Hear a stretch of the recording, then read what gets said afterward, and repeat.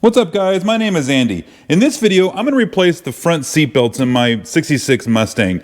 My car, when I purchased it, didn't have seat belts in the front or the rear, so I went ahead and bought a set of that typical, you know, this style, the kind of classic look there. But I bought them, they were so long that I had to zip tie the cable because these things were so, I didn't pay attention to the length of those, and I ordered extra large seat belts, so I don't need those. In fact, I have the same things for the back here.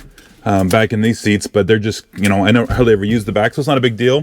But on this driver's side, I wanted this cool racing seat belt, and I bought a used one that wasn't a big deal, but I didn't pay attention to how big this thing is.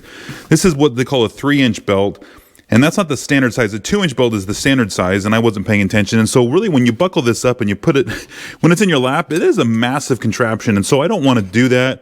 And I went ahead and I ordered some regular size seat belts of the same style because I still like this racing style. So I went ahead and got the same company, this RJS, and it's the same style of buckle.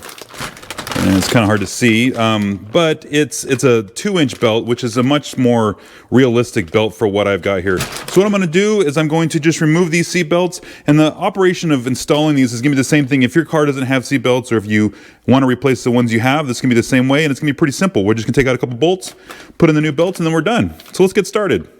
And we'll start by just leaning the seat forward, and you can get access to the bolts here on the floor. And we just unscrew it.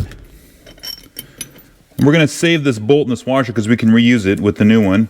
Move this out of the way. Now, if you guys, you can kind of see the pattern here on the carpet. That'll be great for when I put the new one in. I know right where it is. But if you don't have seat belts, you will have there's a plate that's welded to the floor that has threads in it. So you just need to kind of poke around maybe with a flathead screwdriver or a Phillips screwdriver till you find the hole, and then you can kind of cut it out with a razor blade, and you get access and make yourself a little hole in the carpet. And we'll do the same thing on the other side of the driver's seat, which is by the door sill here.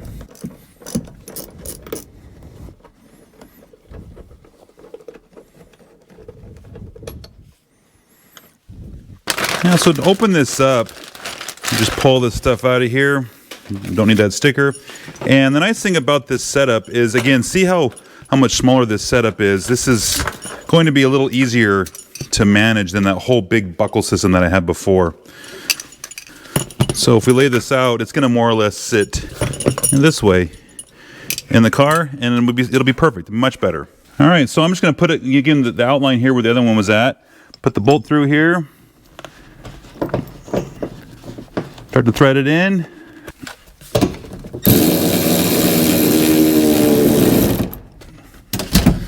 There we go. That one's secure. Now let's do the other side.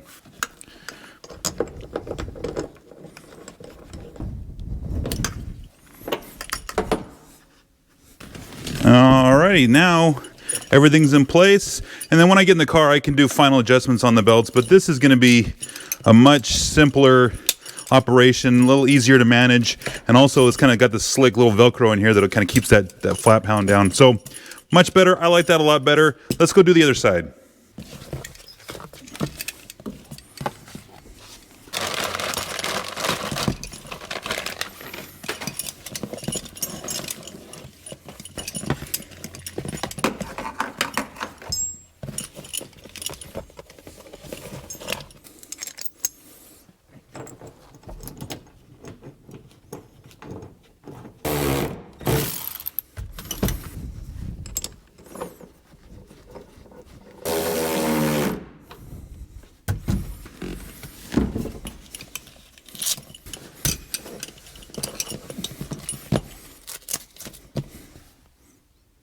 All right, much better. Now both sides match, everybody's happy, everything looks good. It'd be much easier to manage these things when we're getting in and out of the car, and won't be such a big hassle. So guys, that's it. That's how you put new seatbelts in your car, or seatbelts to begin with if you don't have any. And if you like this style, I'll put the description below what these are if you guys are interested in checking that out. And yeah, that's great. So guys, if you like the video, give me a thumbs up. And if you subscribe, I appreciate it because it helps my channel out. And we'll see you in the next one.